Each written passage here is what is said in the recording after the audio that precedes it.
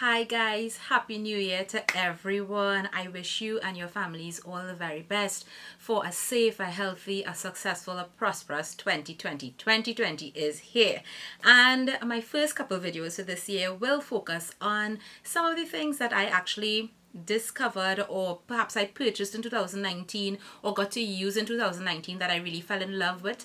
These are favorites, but not necessarily all my favorites, and I'm saying that because there are some tried and true things that I used in makeup and skincare over the years that I continually reuse, I continue to repurchase, but I chose to leave those things out because you hear me talk about them all the time, and I wanted to talk about the things that really stood out in 2019 that were new to me, or the things that I really pulled from my collection and got a chance to really use and fell in love with.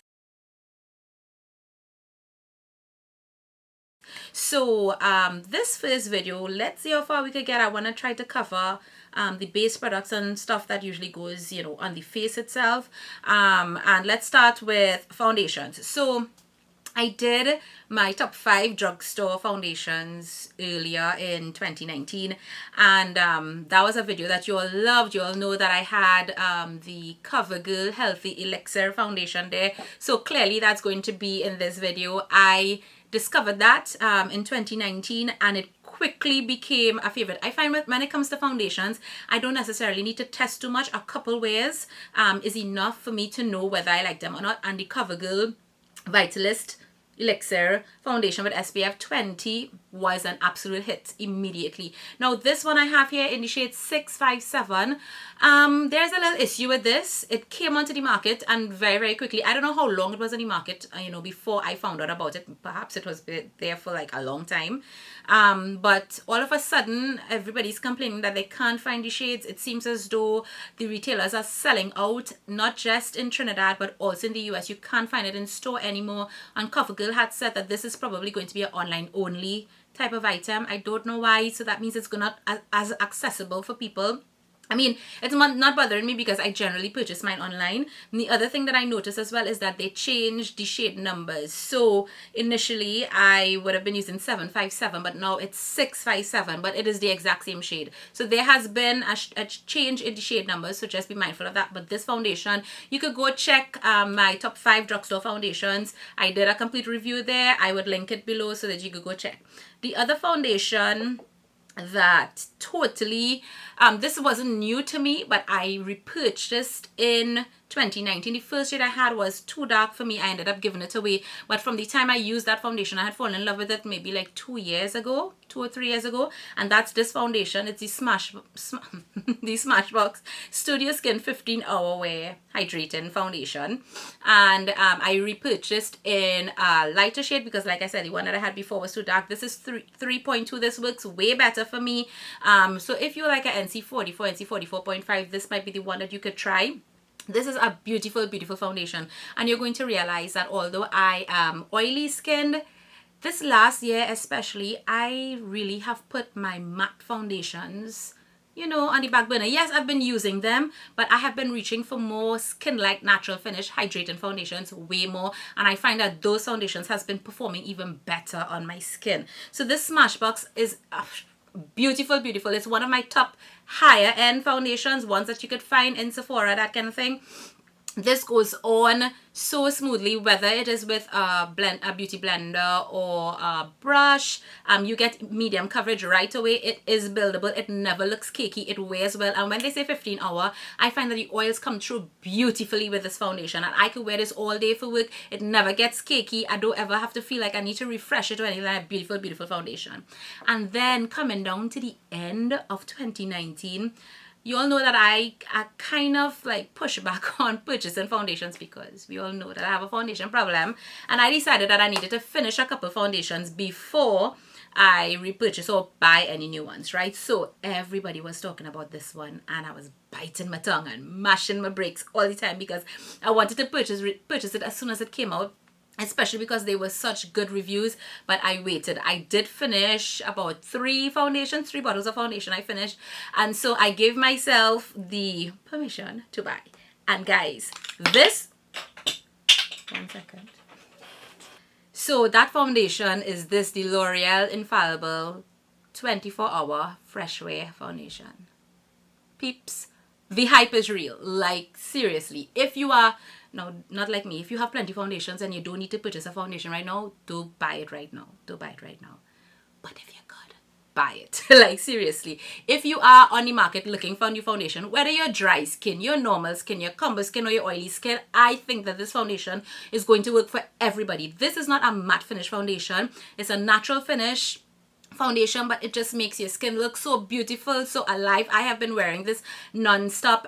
Just a couple days ago, I was outdoors in the hot sun at an amusement park like for several hours of the day, and I was sure that my foundation was probably melting. When I got to the car and I looked in the mirror, I couldn't believe my face wasn't just on, it was looking fantastic. Like, the oils, there's just a little bit of oil coming through around my nose area, but it was looking so nice.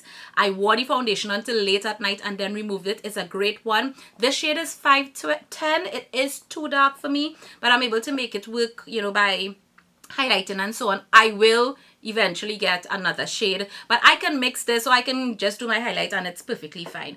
But again, like I said, those are the foundations that I kind of discovered or rediscovered in 2019 that absolutely blew me away, and foundations that I highly recommend. It's not the only ones that I loved in 2019, because there are some old ones that I continue to use, but yeah, you'll get the idea. Next thing is concealers. I did a review on this one. This is the L'Oreal Infallible Full Wear concealer. Now, why is this in this video? Not necessarily for under eyes. I did in my review on this concealer, I mentioned that it was like a kind of dupe, or they were trying to copy Tarte Shape Tape. Everybody's trying to do that, obviously.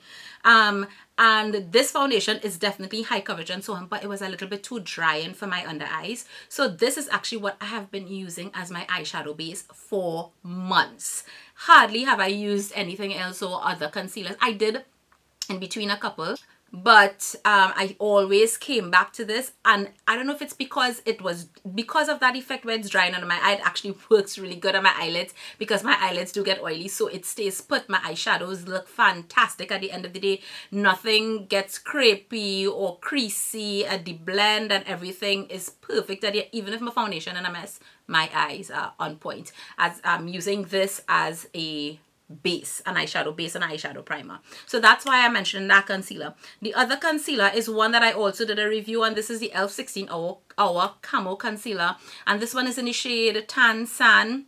This works great for me. Again, this was another one. Clearly, they are all trying to do the whole Tarte Shape Tape type of packaging, and these were not the only brands that came out with things like that, right? So there's the e.l.f., and this was one that I fell in love with. I especially love this particular shade. It's very, very brightening, and this was not as drying on my under eyes as the L'Oreal was, and that's why I liked it. It's not that it's not dry, because these are matte concealers. So if you have like very, very dry under eyes, these may not necessarily be the concealers that you want. I will usually prep my under eyes really well. I will put my eye cream, so I have a hydrating base, and then go on with my concealer, and that helps a lot. But this one is full coverage. It's not budging. When they say 16 hour, where they mean it.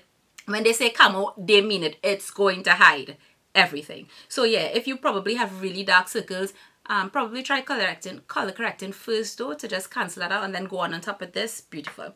And the last concealer that I want to mention, while the Smashbox foundation is one that I had known about beforehand, had used before, but just like purchased my correct shade this year, I actually tried their concealers for the first time this year, and this is one that nobody talks about. This is the Smashbox Studio Skin 24-hour waterproof concealer. This concealer blends like a dream. Literally, pat pat pat, you're done. It blends itself. It's not like some of the others where, you know, you will spend a little bit of time blending to make sure there are no harsh lines or anything like that. And worse yet, or should I say better yet, if you use it alongside the foundation, they just blend into each other so beautifully. Now, it doesn't mean that you only need to use this with that foundation, but this I don't know how they did the formula. I really don't know, but it is a much more hydrating concealer. But this doesn't crease on me or anything like that, and it is waterproof. So for people who probably sweat a lot, or you have, like, you know, that issue happening there, this is going to help you. Going to a little funeral, whatever. Definitely, this might be one that you want to use. But let me also mention that this is not as high coverage as the others, or as my beloved Too Faced, which is my top concealer. This one you will need to build. It's like a medium coverage, but it is buildable and it gives you a beautiful, beautiful finish. So moving on quickly to the other base products that I have. Let's talk about setting powder. So you all know for my under eyes, I love Maybelline Fit Me shade number 20 specifically, but Rimmel. And I used this probably in a video thing, I think my live that I was doing. This is the Rimmel Stay Matte powder. They're lightweight mattifying powder, and this is in the shade 004 Sandstorm. Like, look how this looks. This is the second one that I'm going through for 20, that I went through for 2019, and I'm almost done with it. I hit pan already. This is a very beautiful, lightweight, but brightening under eye powder. It sets concealer well, it wears well. It doesn't start to look like very cakey, like especially even if you use it on top of like more drying concealers, it still looks beautiful, and I find it actually helps the overall look. So I have gone back to this, and this is, I am including this because I hadn't used this for a couple years, and then I just decided to repurchase it, and I'm like, why did I put you down? So between this and the Maybelline Fit Me, I have just been going back and forth between those for my under eyes.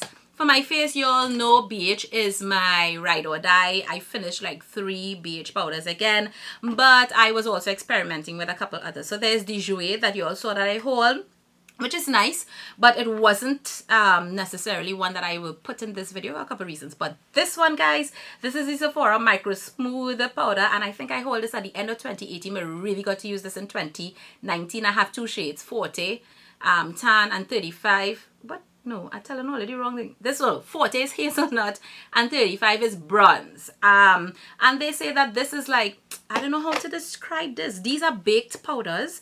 They are not going to look completely matte, and they're not going to look luminous. But you could see that, like, I have been using these quite a bit. I don't know if you could actually see the differences in the shades there on the screen. But yeah, I actually mix both.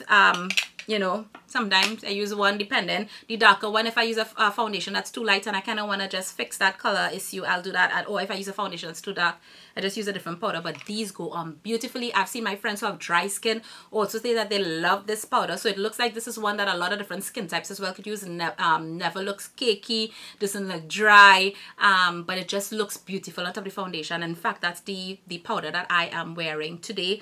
And the foundation, as I'm saying, that the foundation that I do have under my skin, I mixed the Smashbox and the L'Oreal Infallible. I didn't need to. I just did it. First time I did it, I find it looks good.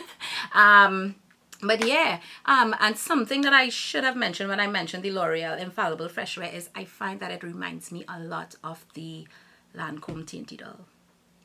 So yeah. Anyway, continuing. So let's go to bronzers. So this one is the Laura Geller Beach Matte Baked Hydrating Bronzer in the shade Sunset Deep.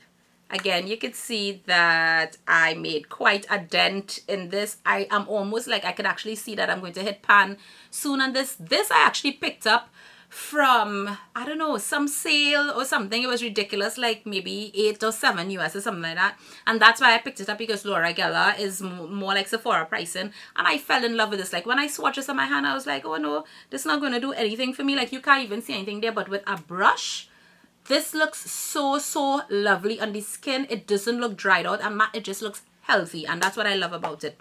But you all know that I also reviewed this. This is the Fenty Beauty. How do they call it? Sun Stalker Instant Warm Bronzer. So this is a bronzer. My shade is Caramel Cutie. I did review this. I did tell you all how much I love this. I have a whole Instagram post where I go through the details of why I love this. In fact, how it's actually affordable on the higher end side, and how this has no fallout, how this builds up, how it blends. Beautiful, beautiful bronzer. If there's only one you want to pick up, I definitely highly recommend this. In fact, I actually had to put this away because I was not using my other bronzer products since this was out. So I put it away actually for about the last 3 months.